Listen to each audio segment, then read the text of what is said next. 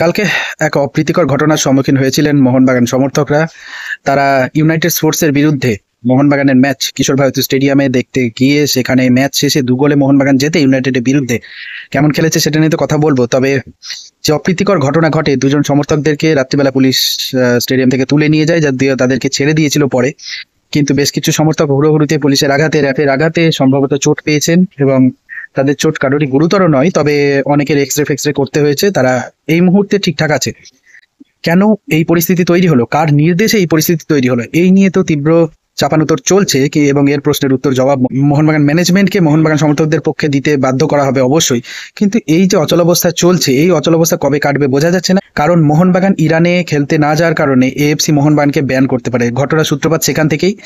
জানি না এর শেষ পরিণতি কি, মোহনবাগানকে কত দিনের জন্য, কত বছরের জন্য এএফসি কাপ, এএফসি টুর্নামেন্টগুলো থেকে ব্যান করা হবে, এবং কবে রতন চক্রবর্তী, কালপ্রিট রতন চক্রবর্তী তার উদ্ধত্ত বন্ধ করে মোহনবাগান ক্লাব থেকে সরে যাবেন বা তাকে সরানো হবে জানি না। এবং কালকে খেলার কথা যদি বলা হয়, কালকে মোহনবাগান খুব একটা ভালো খেলতে পারেনি। ভালো খেলেছেন বলতে ওই যাদের প্রতি এক্সপেকটেশন ছিল, অভিষেক সূর্যবংশী, দীপেন্দু, এরাই ভালো খেলেছে। মেহতাব সিং খুব জঘন্য খেলেছে এবং রবসান রবিনও যথেষ্ট ভালো খেলেছে, যদিও প্রথম হাফে খুব একটা ভালো খেলতে পারেনি, কিন্তু সেকেন্ড হাফে উনি যথেষ্ট ভালো খেলেছেন।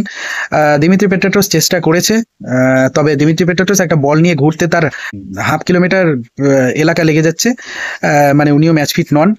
যাই হোক, সামনে ডার্বি, ইস্টবেঙ্গল যথেষ্ট শক্তিশালী টিম। যদিও আমরা ডার্বিতে আমরা আমাদের বাকি প্লেয়ার সুভাশিস বোস, আপুইয়া সহ সব প্লেয়ারদেরকে আমরা মোটামুটি পেয়ে যাচ্ছি, তারা ন্যাশনাল ডিউটি থেকে ফিরে আসছে। ইস্টবেঙ্গল মাঝমাঠে সাউল ক্রেসপো, রশিদ এবং মিগুয়েল ফেরেরা, 3টে দুর্দান্ত প্লেয়ার ইস্টবেঙ্গলের মাঝমাঠে রয়েছে। তাদেরকে যথেষ্ট সমীহ করতে হবে। ইস্টবেঙ্গল এবার যথেষ্ট ভালো দল। বিপিন সিং, পিভি সিন্ধু, তারা যথেষ্ট স্কিলফুল প্লেয়ার, তারা 2 উইংয়ে আগুন ছড়াতে পারেন। তো মোহনবাগানকে ডার্বি নিয়ে এবার ভাবতে হবে। সমর্থকরা প্রতিবাদ করবে স্বাভাবিক, কিন্তু মোহনবাগান প্লেয়ারদেরকে তাদের ফোকাস ঠিক রেখে জেতার কথা ভাবতে হবে।